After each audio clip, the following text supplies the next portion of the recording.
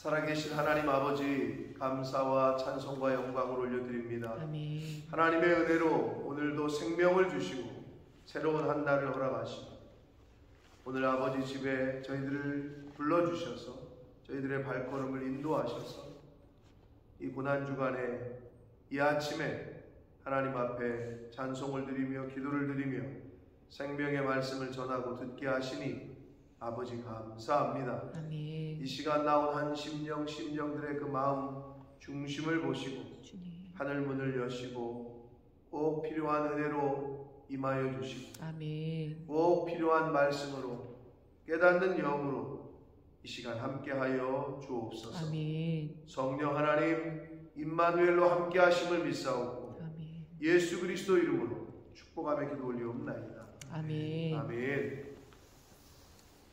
자, 지난 주일에도 말씀드렸습니다만 예수 그리스도께서 예루살렘에 입성하신 이유는 정치적인 해방자, 로마의 지배를 받고 있었던 이스라엘을 정치적으로 구원하고 해방시키는, 흔히 말하는 쿠데타 또는 독립, 로마의 지배를 받고 있었기 때문에 그러한 리더로서의 입성이 아니었다라는 걸 말씀을 드렸습니다.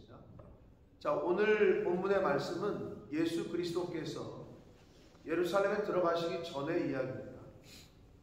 오늘 12장 전체를 읽지 않았지만 이 나사로의 집에서 있었던 일을 비롯해서 그 뒤에 보면 계속 예고를 하셔요. 자기가 예루살렘에 들어가면 어떤 일이 있을 거고 또 잡혀서 고난당하고 십자가에서 죽을 거고 순환에 대한 예고를 여러 차례 하십니다. 특별히 제자들에게는 직접적으로 하셨고 오늘 본문도 우리가 잘 알고 있는 마리아의 이 향유 사건, 도유 사건은 예수님의 장례를 준비하는 것이다.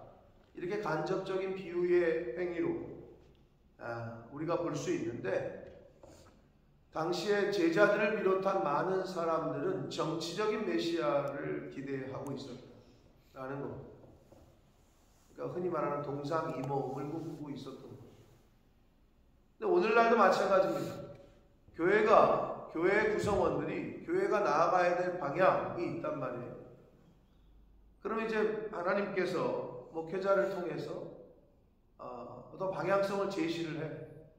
그런데 동상이몽을 꿈꾸는 사람들이 있어요. 예수 그리스도께서 이 길이다, 예루살렘을 향해서 지금 간다 할 때에 전혀 같이 따르던 제자들, 자신들이 기대하는 바, 자신들이 꿈꾸는 것, 혁명 정부가 들어서고 자신들은 그곳에서 말 그대로 청와대에 입성하면 한 자리씩을 할 거고 그 세베대의 엄마 자기 야고보와 요한 하나는 우편에 하나는 좌편에 앉게 해달라. 그 말이 뭐겠냐고. 치맛바람이죠. 당연히 예수님 이제 권력을 잡으시면 하나는 우편에 하나는 좌편에 좀 앉게 해달라. 그게 복음서에 기록된 당시의 상황이었다. 오늘 본문은 우리가 잘 알고 있는 마리아의 도유 사건입니다. 여기서 주시는 교훈들은 결국은 예수 그리스도의 십자가의 고난, 그리고 십자가에서 죽으시는 그 예수님을 미리 장례를 예비하는 상징적인 그러한 사건인데, 이 고난주간에 오늘 본문에서 주시는 하나님의 은혜를, 말씀을 함께 보면서 은혜를 받도록 하겠습니다. 1절부터 봅니다. 6월절 엿새 전에 예수께서 베다니엘에 이르시니 이곳은 예수께서 죽은 자 가운데서 살리신 나사로가 있는 곳이라. 자, 나사로를 이전에 살리셨어요. 나사로 사건, 죽은 나사로를 예수님께서 살리신 그 집에 다시 왔습니다. 마르다와 마리아, 나사로, 이 오누이들이 있는 집이에요. 거기서 예수를 위하여 잔치할세 마르다는 이 일을 하고 나사로는 예수와 함께 앉은 자 중에 있었다. 이게 기록합니다. 마르다는 열심히 일을 해요. 잔치를 해야 되니까 잔치 음식이 있어야 되잖아요. 여기서 일을 한다라고 번역한 이 말은 헬라어 원문이 디아코네오라는 말인데 이게 봉사하다 이런 뜻이에요. 근데 여기서 디아코노스가 왔어요. 디아코노스 영어에 무슨 말과 비슷해요? 디아코노스 하면 떠오르는 게 없어요? 여기서 디콘이 왔어요. 디콘이 뭐예요? 집사님이에요. 집사. 결국은 집사의 원어인 디아코노스가 어디서 왔느냐? 디아코네오, 봉사하다 이런 뜻에서 온 거예요. 그래서 봉사를 하는 사람들을 집사라고 하는 거예요. 교회에서 봉사할 사람들을 뽑는 거예요. 자, 그래서 일을 하다가 바로 교회에서 말하는 봉사하다라는 의미가 됩니다. 그러니까 마르다는 예수님이 오시니까 잔치를 위해서 일을 해요. 그런데 갑자기 3절 마리아가 지극히 비싼 향유 곧 순전한 나드 한 근, 여기서의 한 근은 340g을 말합니다. 여기서 그 순전한 나드 한 근은 g수로 340g을 가져다가 예수의 발에 붓고 머리털로 그의 발을 닦으니 향유 냄새가 집에 가득하더라. 이 당시의 그 습관은 문화는 손님이 오시면 우리처럼 오늘날처럼 무슨 좋은 신발을 신는 게 아니라 슬리퍼 같은 거 신었기 때문에 물론 종들은 아예 안 신었고, 그러면 이제 누구네 집에 들어오면 그 사람의 발을 씻겨주는 것이 문화였단 말이에요. 그게 손님을 대접하는 것 중에 첫 번째였단 말이에요. 발을 씻겨 물로. 종들이 이제 대야에다가 물을 떠다가 발을 씻긴단 말이에요. 근데 여기서 물로 씻기는 게 아니야. 여기서의 향유 한 근은요 300데나리온, 이제 그 수에 밝았던 가룟 유다가 말을 해요. 300데나리온 가치가 되는 이 향유는 300데나리온은 한마디로 노동자의 1년치 임금, 연봉에 해당하는 금액이에요.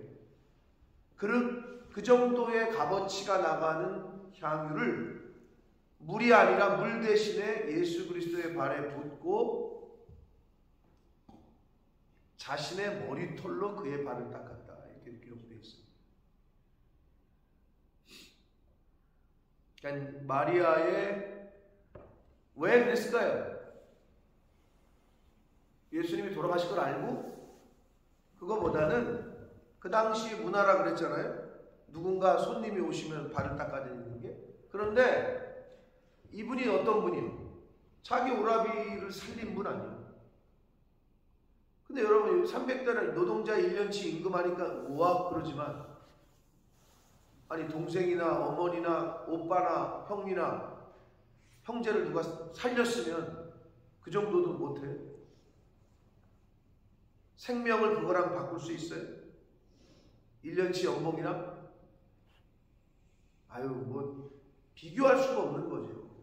그러니까 자기의 오라버니를 살리신 예수님이 오시니까 그 정도의 자기의 마음을 들여서 대접을 하고 정성을 드리는 거예요.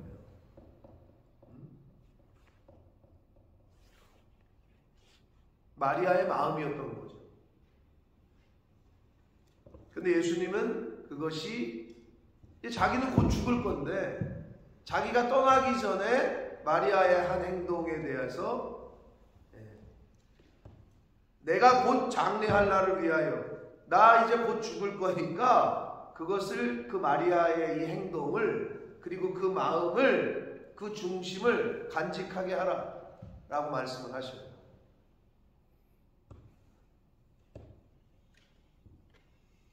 그러자 이 수에 밝았던 제자 중 하나, 예수를 잡아서 팔아서 넘길 가룟 유다 돈 맡은 자, 회계였단 말이에요. 회계. 오늘날로 말하면 이 향유를 어찌하여 300데나리온에 팔아 가난한 자들에게 주지 아니하였느냐.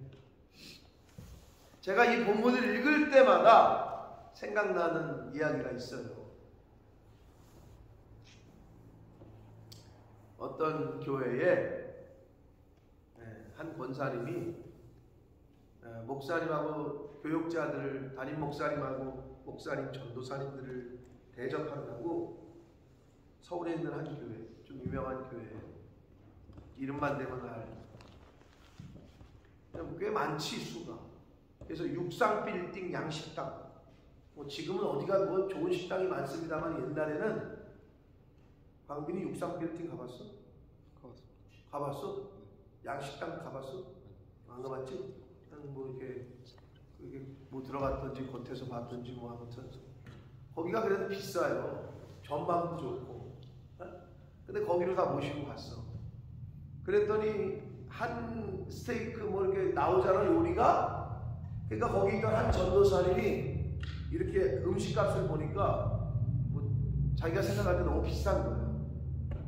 네? 그분도 참 대단하지. 이게 왜냐면 그 담임 목사님의 책에 나오는 이야기야.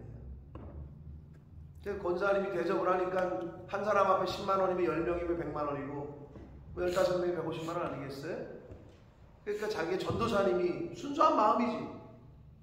거기서 얘기를 한 거야. 아니 목사님, 너무 비싼 음식을 먹는 거 아니냐 우리가. 아주 또 우리 전도사님이 또 아주 그 순수한 마음에 이렇게 얘기를 한 거예요.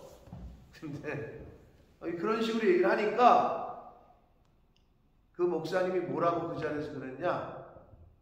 담임 목사님이 약간 직설적인 분이시거든요. 지금도 이 기독교 교회에서는 이제 은퇴를 하셨어요. 그 담임 목사님은. 근데 딱 그래요. 전도사님 조용히 먹기나 하라. 한마디로 입 다물고 먹기나 하라.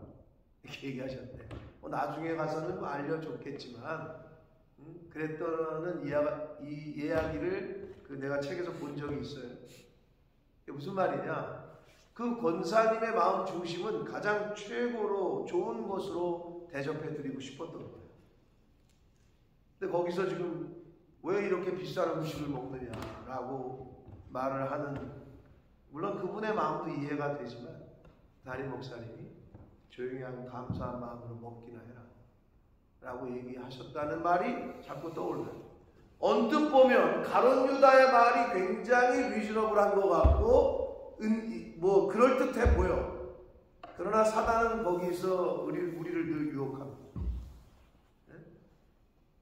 우리가 주의 종을 누구를 대접한다든지 지금 예수 그리스도를 대접하는 거지만 오늘날로 말하면 누구를 대접하고 뭐를 할 때 사람마다 다 생각이 다르죠. 기준이 다르고. 그거는 요만큼 말하고 이거는 그냥 가난한 사람들을 쓰지 뭐 이렇게 얘기하잖아요. 자, 그렇다면 반대로 생각하면 마리아가 이 한 행동이 그냥 낭비하는 거냐, 낭비냐라는 측면에서 그렇지 않다는 거예요. 여러분, 예수님을 사랑하는 사람이 가난한 사람도 사랑합니다. 교회를 1순위로 알고 충성 봉사하는 사람이 힘없고 연약한 사람들도 잘 돌봅니다. 이 마리아가 예수님께 1년치 그 금액에 해당하는 귀한 것을 드렸잖아요. 그러면 이후에 마리아의 삶이 가난한 사람들은 돌보지도 않는 그런 삶을 살았을까요? 그렇지 않아요.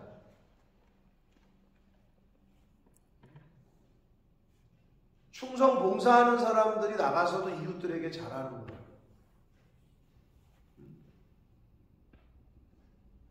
근데 이 가룟 유다는 이걸 갖고 예수 그리스도에게 행한 이 마리아의 마음 중심을 뭐 헤아리지 않고 그냥 이거는 저걸 보니까 저 정도 금액 향유면은 300데나리온. 그러니까 한마디로 뭐 우리나라 오늘 노동자의 그 1년치 연봉이다. 한 3천만 원 정도 되는 거를 왜 저렇게 쓰지?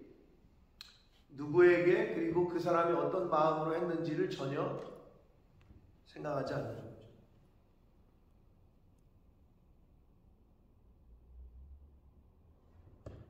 어떤 분이 헌금을 해서 어디 지역의 선교지에 보내달라, 또는 어디에 뭘 해달라. 근데 보니까 자기네들도 힘든 집이야.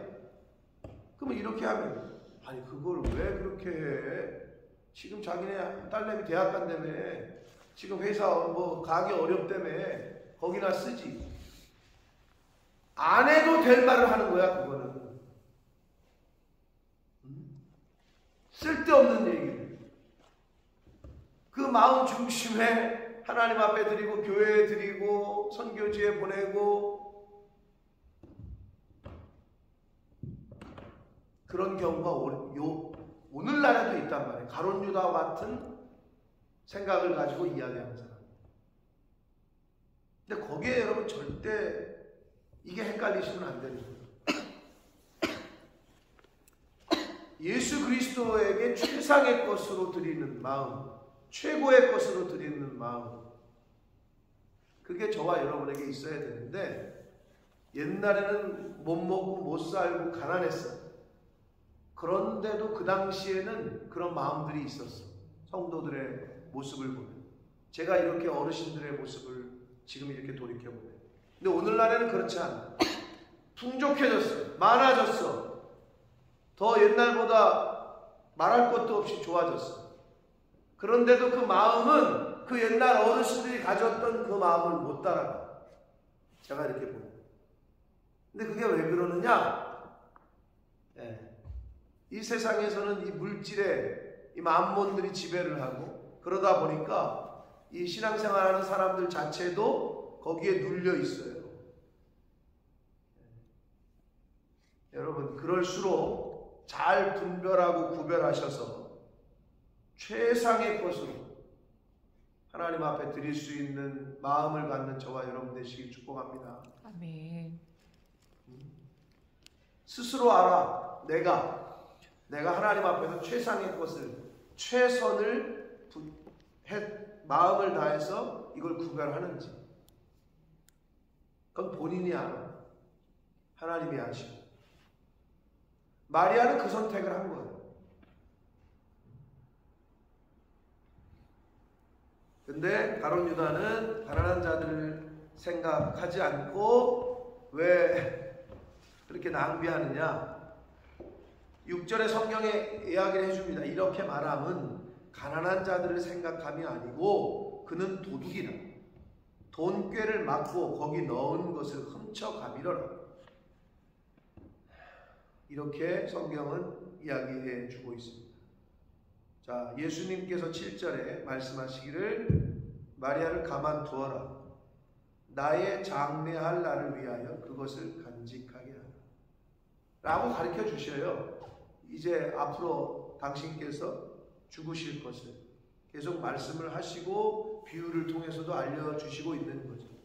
그러면서 8절, 가난한 자들은 항상 너희와 함께 있거니와 나는 항상 있지 아니하리라 하시니라 라고 말씀합니다. 사랑하는 성도 여러분, 우리가 이 세상을 살면서 인생은 선택의 연속이라고 말을 합니다. 순간순간 선택을 해야 됩니다. 내가 어떤 선택을 할 거냐. 쉽게 얘기해서 밥 먹으러 갔는데 짜장면 먹을 거냐 짬뽕 먹을 거냐, 그런 건 상관없어요. 사실은 그런 선택은 뭐 잘하고 잘못되고의 별로 기준이 없어요. 그러나 이제 점점 중요한 선택은 뭐예요? 내가 죽느냐 사느냐, 내가 하나님이 기뻐하시는 선택을 하느냐, 그렇지 않아요. 이제 이런 걸로 갈수록 이건 굉장히 중요한 선택입니다. 한번 선택을 잘못하면 죽느냐 사느냐는 문제도 있지만, 그 밑에 가면 한번 선택을 잘못하면 좀 낭패를 볼 수도 있고, 인생에 박민아 선택을 할 때 인생의 일륜지 대사라고 말하는 어떤 큰 일을 옛날 어르신들이 얘기했는데, 그게 뭔지 알아? 몰라? 이 여자를 선택할 거냐, 이 여자를 선택할 거냐. 그게 뭐예요? 결혼이지. 선택을 잘못하면 어떻게 되지? 안 돼. 좀 짜장면 짬뽕 선택하는 거하고 좀 다르지. 그런 걸 얘기하는 거예요. 이게 선택을 할 때 그런 중요한 일들이 있다. 하물며 영적인 건 더해. 내가 예수를 믿을 거냐 말 거냐? 내가 예수를 나의 구세주로, 나의 구원자로 선택할 거냐? 그렇지 않을 거냐의 문제는 이거는 죽느냐 사느냐 하는 문제가 영생이냐 영원한 벌이냐 이 문제가 달려있기 때문에 마리아의 이 선택은 단순한 돈의 값어치를 떠나서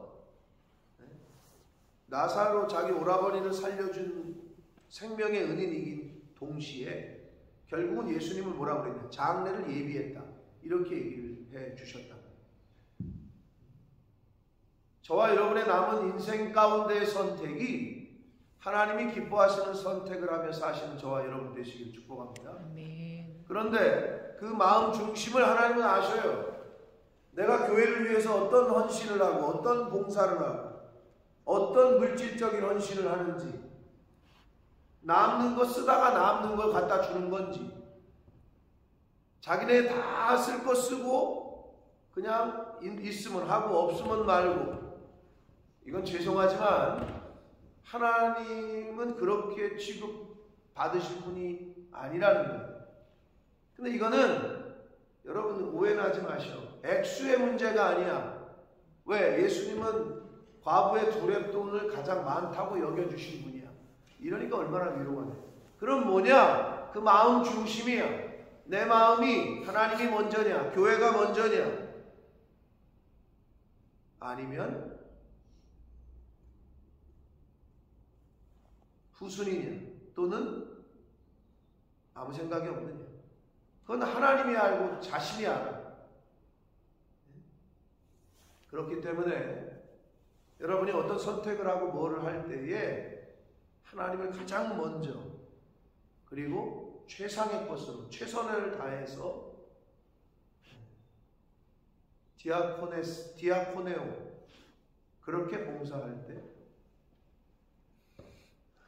하나님께서 예수님께서 마리아의 행위를 인정하시고 하셨던 거죠.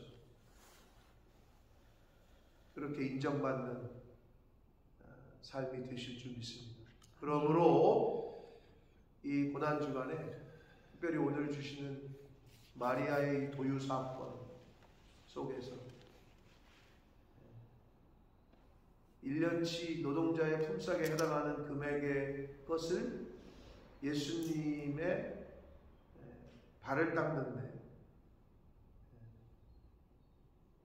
사용하는 선택을 했던 마리아의 그 중심, 그 마음이 저와 여러분에게도 있기를 원하고 아멘. 남은 인생 가운데 살아가실 때 하나님이 먼저요, 주의 교회가 먼저요 하는 선택을 하시면서 살아가시는 은혜가 저와 여러분에게 있기를 예수 그리스도 이름으로 축복합니다. 아멘. 살아계신 하나님 아버지 감사와 찬송과 영광을 올려드립니다. 아멘. 아버지 하나님, 마리아가 그 귀한 그 비싼 향유를 예수님의 발을 닦는 데 사용했습니다. 그것을 본 가룟 유다는 엉뚱한 소리를 합니다. 가난한 자들을 도와주면 또 좋지 않았겠느냐? 그럴듯한 이유를 댔습니다. 그러나 예수님은 그의 행위를, 그의 선택을 그가 간직하게 하고 기억하게 하라고 말씀합니다. 아버지, 저희가 이 세상을 살아가며 순간순간 선택을 해야 될 텐데 바라옵고 원하옵기는 하나님이 내 선택의 가장 1번이 되게 해주시고 아멘. 주님의 몸된 교회가 내 선택을 함에 있어서 가장 1번이 될 수 있는 이 자리에 있는 한 사람 한 사람들이 되게 해 주옵소서. 아멘. 하나님이 내 인생의 가장 1번이고 주님의 몸된 교회가 나의 선택에 있어서의 가장 1번이 될 때 그 마음 중심을 하나님이 보시고 그 영혼과 속한 가정과 자녀손들에게 하나님이 복 주실 줄 믿사오니 주님. 주님, 나는 하나님이 교회가 1번이 아니면서 나를 1번으로 생각해 달라고 그렇게 기도하는 어리석은 자 되지 않게 해주시고 나부터가 내 자녀들이 인생에 있어서 하나님이 어떤 선택을 할 때 가장 첫 번째 주여. 교회, 주님의 몸된 교회가 어떤 선택을 할 때 가장 첫 번째가 되는 그러한 신앙생활, 믿음 생활을 하는 저희들 될 수 있도록 주님 은혜 내려 주옵소서. 아멘. 예수 그리스도 이름으로 축복하며 기도드리옵나이다. 아멘.